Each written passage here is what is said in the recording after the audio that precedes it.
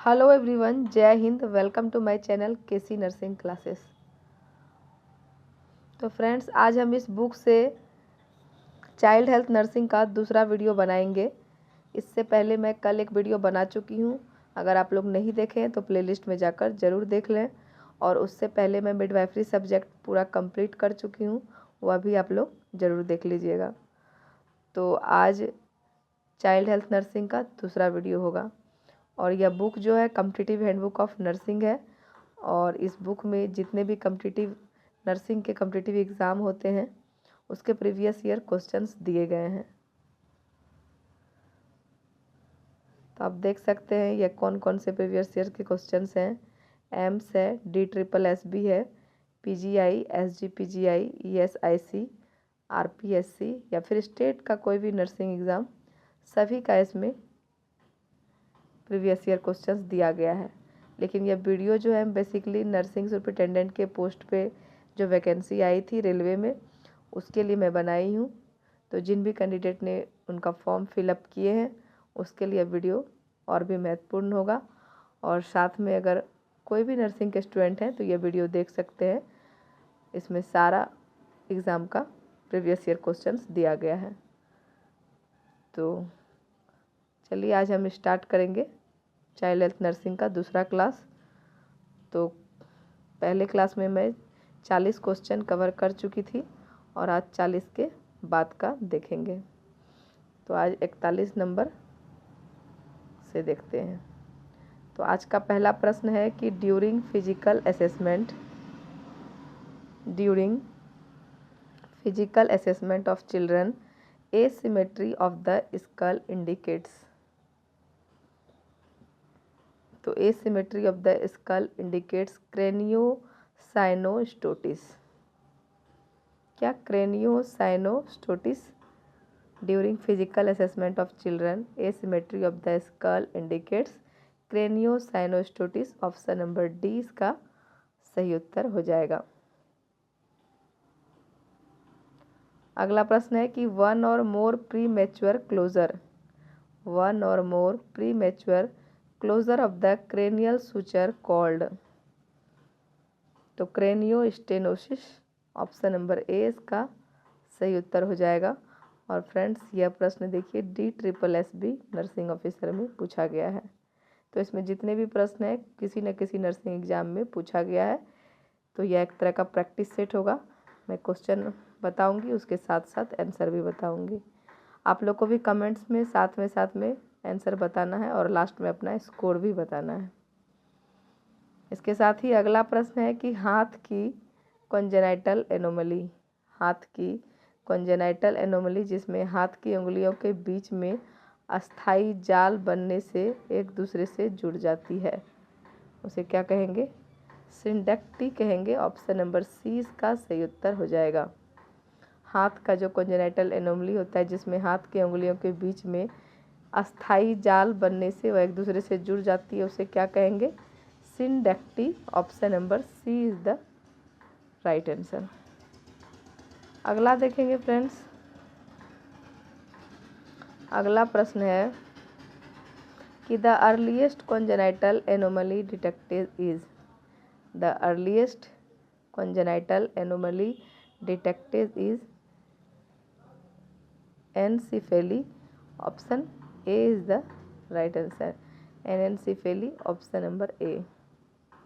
एनेन्सीफेली क्या है? एनेन्सीफेली से तात्पर्य है कि ब्रेन और क्रेनियल वॉल्ट का कॉन्जिनेटली एब्सेंट होना होता है, जिसे जन्म के समय ही डिटेक्ट किया जा सकता है। अगला देखेंगे। अगला प्रश्न जो है वह चाइल्ड हेल्थ नर्सिंग में कौन सा टॉपिक है? Central nervous system disorder. Central nervous system disorder से हम प्रश्न देखेंगे। तो पहला प्रश्न है निम्नलिखित सभी हाइड्रोसिफेलस के कारण होते हैं। सभी जो है इसमें जो 4 ऑप्शन है इसमें बोल रहा है कि सारा हाइड्रोसिफेलस के कारण होता है किसी एक के अलावा। तो किस एक के अलावा बाकी सभी हाइड्रोसिफेलस के कारण होते हैं? तो लीकेज ऑफ CSF के अलावा बाकी obstruction in flow of fluid, interference with absorption of fluid, increased production of fluid, यह सभी जो है हाइड्रोसिफेलस के कारण होते हैं, सिर्फ ऑप्शन नंबर सी को छोड़कर, लीकेज ऑफ CSF को छोड़कर। तो उत्तर क्या हो जाएगा? Option number C. अगला देखिए कि इंट्राक्रेनियल स्पेस में सामान्य रूप से अत्यधिक CSF इकट्ठा होना कहलाता है। इंट्राक्रेनियल स्पेस में सामान्य रूप से अत्यधिक CSF इकट्ठा होना क्या कहलाएगा? हाइड्रोसिफेलस कहलाएगा। Option number C is the right answer. अगला प्रश्न देखिए कि हाइड्रोसिफेलस किसके सर्कुलेशन में ऑब्स्ट्रक्शन होने के कारण होता है? हाइड्रोसिफेलस किसके सर्कुलेशन में ऑब्स्ट्रक्शन होने के कारण होता है? तो CSF, ऑप्शन नंबर डी इसका सही उत्तर हो जाएगा। हाइड्रोसिफेलस किसके सर्कुलेशन में ऑब्स्ट्रक्शन होने के कारण होता है? CSF। अगला प्रश्न है कि 2 वीक के इन्फेंट में नर्स के द्वारा ऑब्जर्व किया जाने वाला हाइड्रोसिफेलस का अर्लीस्ट साइन क्या होगा? 2 वीक का इन्फेंट है, उसमें नर्स के द्वारा ऑब्जर्व किया जाने वाला हाइड्रोसिफेलस का अर्लीस्ट साइन क्या होगा? तो bulging anterior fontanelle. Option number C इसका सही उत्तर हो जाएगा, बल्जिंग एंटीरियर फॉन्टानेल। अगला प्रश्न देखेंगे।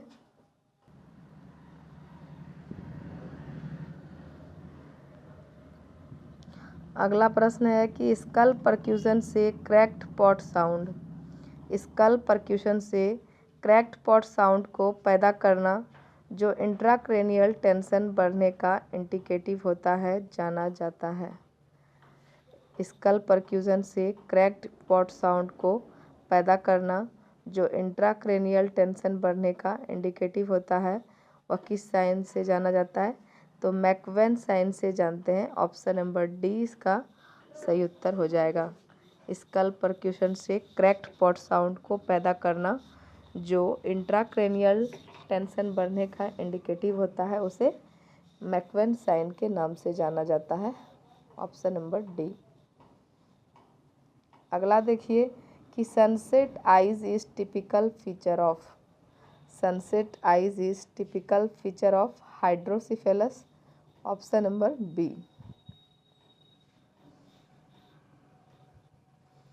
अगला प्रश्न है कि जब 1 महीने के इन्फेंट पर एक विकासात्मक मूल्यांकन, जब एक 6 महीने के इन्फेंट पर एक विकासात्मक मूल्यांकन डेवलपमेंटल अप्रेजल किया जाता है तो हाइड्रोसिफेलस को डायग्नोस करने के क्रम में नर्स के लिए निम्न में से कौन सी ऑब्जर्वेशन सबसे महत्वपूर्ण होगी?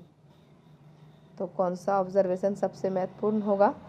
हेड लैग होगा। ऑप्शन नंबर ए इसका सही उत्तर हो जाएगा। अगला देखिए,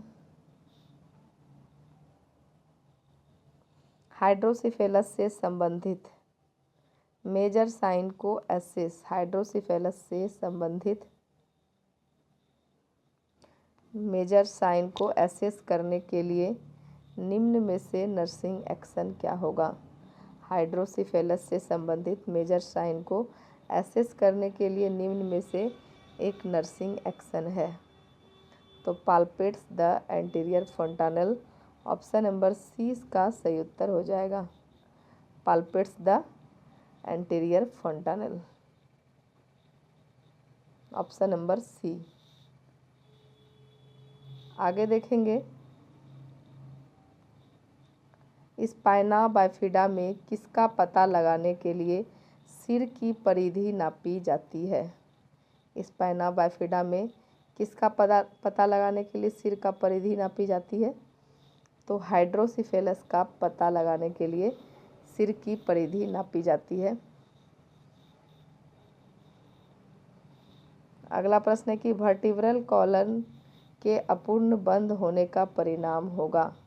वर्टिब्रल कॉलम जो है उसका अपूर्ण बंद होने का परिणाम क्या होगा? Spina bifida. Option number A इसका सही उत्तर हो जाएगा। अगला प्रश्न है कि स्पाइना बाइफिडा एक जन्मजात स्पाइनल कोड इंजरी है।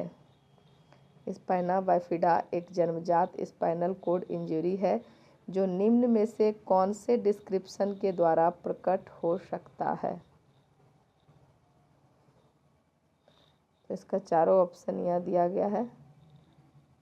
स्पाइना बाइफिडा जो है यह स्पाइनल कोड इंजरी है, तो निम्न में से कौन से डिस्क्रिप्शन के द्वारा प्रकट हो सकता है। तो ऑप्शन नंबर 4 इसका सही उत्तर होगा। ऑप्शन नंबर डी, इसकी उपस्थिति इंगित करती है कि सीएनएस के कई क्षेत्र कम विकसित होते हैं अथवा इम्प्रॉपरली कार्य करते हैं। ऑप्शन नंबर डी इसका सही उत्तर हो जाएगा। अगला प्रश्न देखेंगे कि spina bifida occurs due to.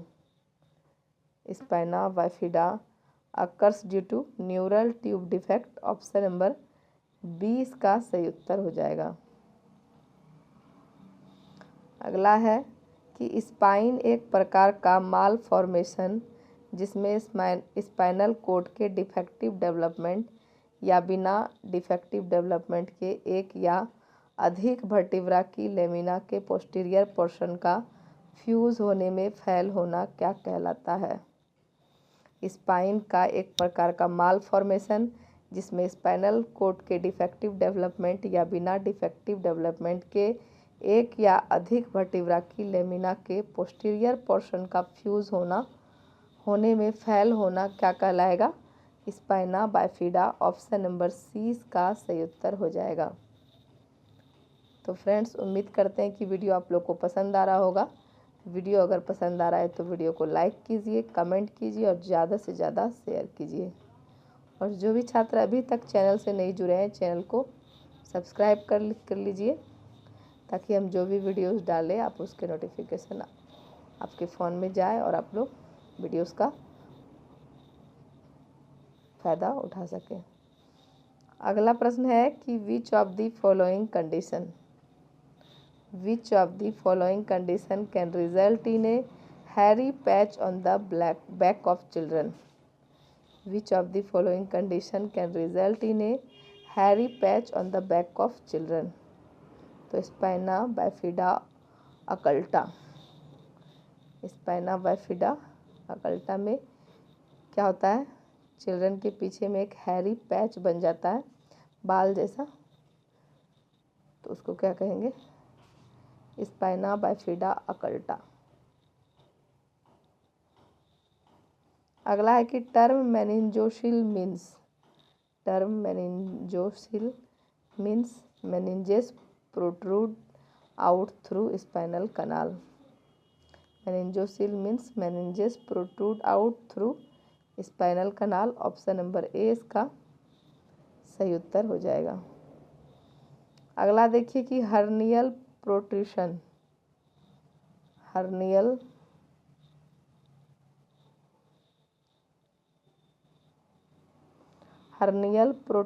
of sac like cyst of meninges। hernial protrusion of sac like cyst of meninges filled with spinal fluid is known as। hernial protrusion of sac like cyst of meninges filled with spinal fluid is known as meningocele. Option number D इसका सही उत्तर हो जाएगा। और यह प्रश्न देखिए RRB staff nurse में पूछा गया है। तो हम आपको स्टार्टिंग में ही बताए थे कि यह वीडियो मैं मेनली रूप से आरआरबी स्टाफ नर्स के लिए ही बना रही हूँ। तो जो भी छात्र आप लोग इसका फॉर्म भरे हैं, वीडियो को अंत तक ज़रूर देखिए, वीडियो का लाभ उठाइए।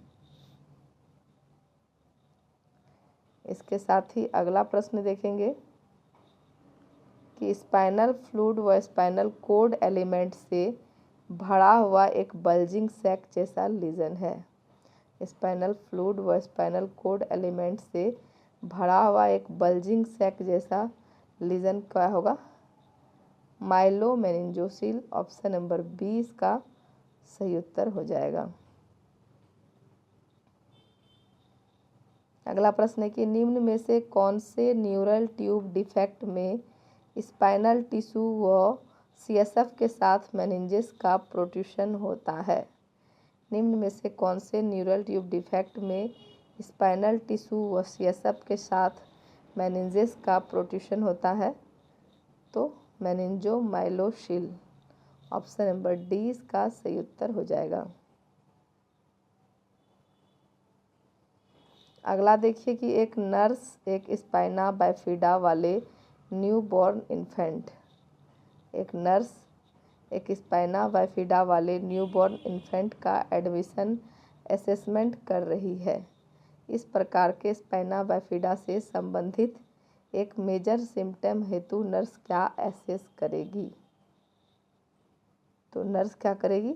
Check for responses to painful stimuli from torso downward,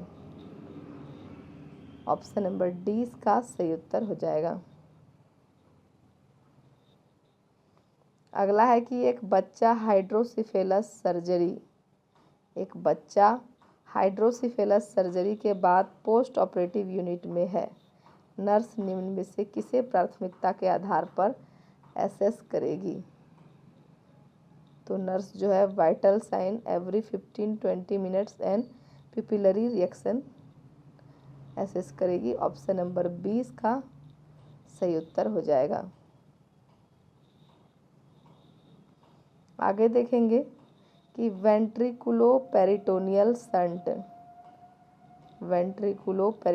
shunt लगाने के बाद एक 2 वर्ष का लड़का पीडियाट्रिक यूनिट में लौटकर आ जाता है। अर्ली पोस्ट ऑपरेटिव पीरियड में नर्स को बच्चे को कौन सी पोजीशन में रखने के लिए योजना बनानी चाहिए?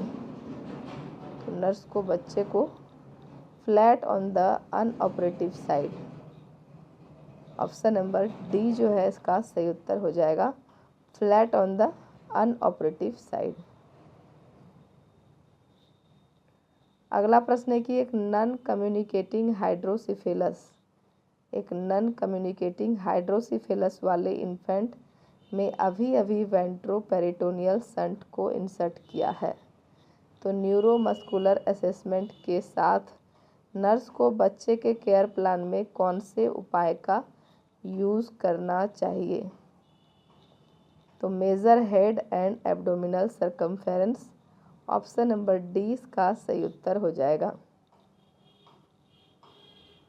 अगला देखेंगे कि एक वेंट्रिकुलर शंट इज यूज्ड इन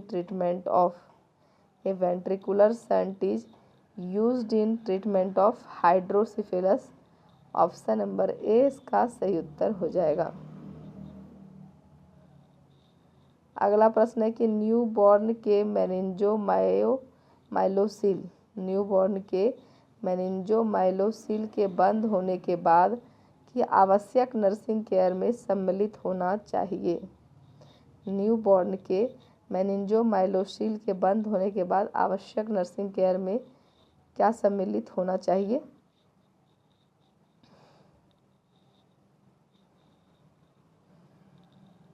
तो measurement of head circumference daily, option number C इसका सही उत्तर हो जाएगा।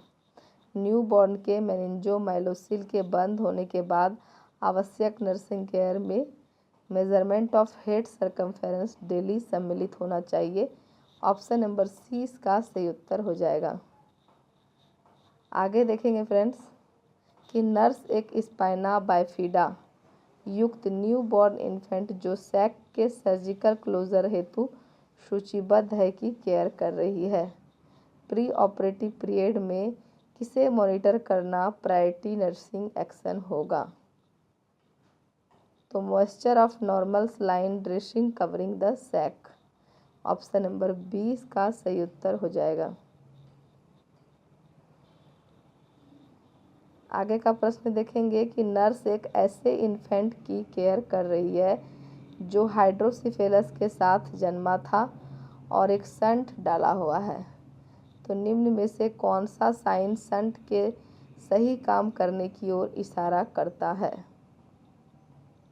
तो decreasing daily head circumference, daily उसका हेड सरकमफेरेंस जो है वो घटेगा, तो यह साइन जो है सही काम करने की ओर इशारा करती है।